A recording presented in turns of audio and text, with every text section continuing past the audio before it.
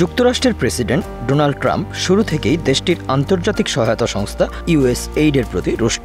প্রথম মেয়াদেও তিনি সংস্থাটির বিরুদ্ধে পদক্ষেপ নিতে চেয়েছিলেন, কিন্তু তখন প্রশাসনের চাপে সেই চেষ্টা ব্যর্থ হয়। ট্রাম্প দ্বিতীয় মেয়াদে ক্ষমতায় এসে ডিপ স্টেটকে ধ্বংস করার প্রতিশ্রুতির অংশ হিসেবে শুরুতেই কঠোর হয়েছেন USAID-এর উপর। তিনি সংস্থাটিকে দেশটির পররাষ্ট্র মন্ত্রণালয়ের সঙ্গে একীভূত করার ঘোষণা দিয়েছেন। ট্রাম্পের এই ঘোষণার ফলে আন্তর্জাতিক সহায়তাকারী এই সংস্থার সারা বিশ্বে ছড়িয়ে থাকা কর্মী সংখ্যা উল্লেখযোগ্য হারে কমবে। এর মধ্য দিয়ে ট্রাম্প প্রশাসন ব্যয় সংকোচন নীতির প্রতিফলন ঘটাতে চাইছে। পররাষ্ট্রমন্ত্রী মার্কো রুবিও এখন USAID-এর ভারপ্রাপ্ত প্রধান হিসেবে দায়িত্ব পালন করছেন। তার নির্দেশে সংস্থাটির কর্মীদের ওয়াশিংটন ডিসির প্রধান কার্যালয়ে যেতে মানা করা হয়েছে।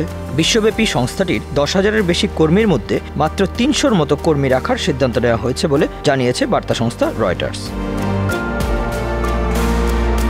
সম্প্রতি ডোনাল্ড ট্রাম্প দাবি করেছেন USAID চালায় চরমপন্থী উন্মাদরা, তাই তাদের সরিয়ে দেওয়া হচ্ছে। আর ইলন মাস্ক দাবি করেছেন সংস্থাটি অপরাধী সংগঠন, যদিও এমন দাবির পক্ষে কোনো তথ্য প্রমাণ দেননি। উল্টো তিনি বলেছেন USAID-এর শেষ হওয়ার সময় এসেছে।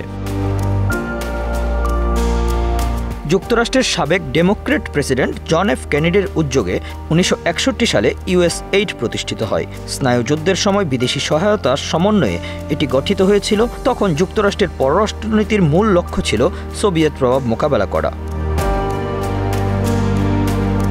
USAID বর্তমানে যুক্তরাষ্ট্রের 60% বিদেশি সহায়তা পরিচালনা করে। 2023 অর্থ বছরে সংস্থাটি $23.79 বিলিয়ন বিতরণ করেছে।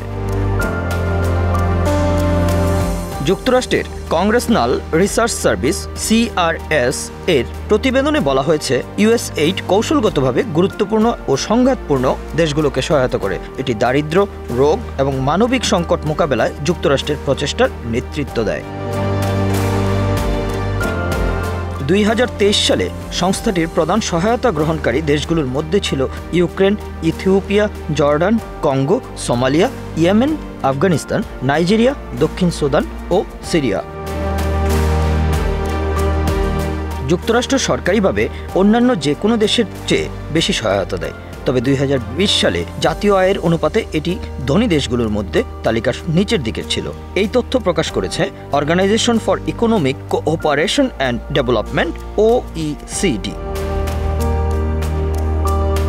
2023 সালে নরওয়ে তার মোট আয়ের 1.09% সহায়তার জন্য দিয়েছিল, যা ছিল শীর্ষে। অন্যদিকে যুক্তরাষ্ট্র, স্লোভেনিয়া, চেক প্রজাতন্ত্র এবং স্পেন তাদের মোট আয়ের 0.24% সহায়তার জন্য দিয়েছিল, যা অনেক কম ছিল। ব্রুকিংস ইনস্টিটিউটের গত সেপ্টেম্বরের রিপোর্ট অনুযায়ী সাম্প্রতিক বছরগুলোতে যুক্তরাষ্ট্রের সহায়তা খরচ মোট জাতীয় উৎপাদন GDP-র 0.33% ছিল। 1950-এর দশকে মার্শাল প্ল্যানের মাধ্যমে দ্বিতীয় বিশ্বযুদ্ধের পর ইউরোপ পুনর্গঠন করার সময় এটি যুক্তরাষ্ট্রের GDP-র 3% ছিল, আর স্নায়ুযুদ্ধের সময় এটি 1 থেকে 0.5%-এর একটু কম ছিল। তবু 2023 অর্থ বছরে যুক্তরাষ্ট্র বিশ্বব্যাপী মোট $72 বিলিয়ন সহায়তা দিয়েছে। এই অর্থ ব্যয় করা হয়েছে নারী স্বাস্থ্য, সংঘাতময় এলাকায় পরিষ্কার পানি সরবরাহ, HIV/AIDS চিকিৎসা, জ্বালানি নিরাপত্তা ও দুর্নীতি রোধের মতো বিষয়গুলোতে। ট্রাম্প গত 20 জানুয়ারি এক নির্বাহী আদেশে অধিকাংশ বিদেশি সহায়তা 90 দিনের জন্য স্থগিত করেন। সে সময় তিনি বলেন, বিদেশি সহায়তা শিল্প ও প্রশাসন যুক্তরাষ্ট্রের স্বার্থের সঙ্গে সামঞ্জস্যপূর্ণ নয় এবং অনেক ক্ষেত্রে তা আমেরিকার মূল্যবোধের বিপরীত। এগুলো বিশ্ব শান্তির জন্য হুমকি সৃষ্টি করে। এক মেমোতে ওয়াশিংটন ডিসি প্রশাসন USAID কর্মীদের ট্রাম্পের আমেরিকা ফার্স্ট নীতির সঙ্গে সহায়তা বরাদ্দের পদ্ধতি পরিবর্তনের প্রচেষ্টায় যোগ দেওয়ার আহ্বান জানায়। পাশাপাশি আদেশ না মানলে শাস্তিমূলক ব্যবস্থা নেওয়ারও হুমকি দেওয়া হয়। এসব পদক্ষেপের কারণে থাইল্যান্ডের শরণার্থী শিবির থেকে শুরু করে ইউক্রেনের যুদ্ধপ্রবণ এলাকাগুলোতেও উদ্বেগ সৃষ্টি হয়েছে।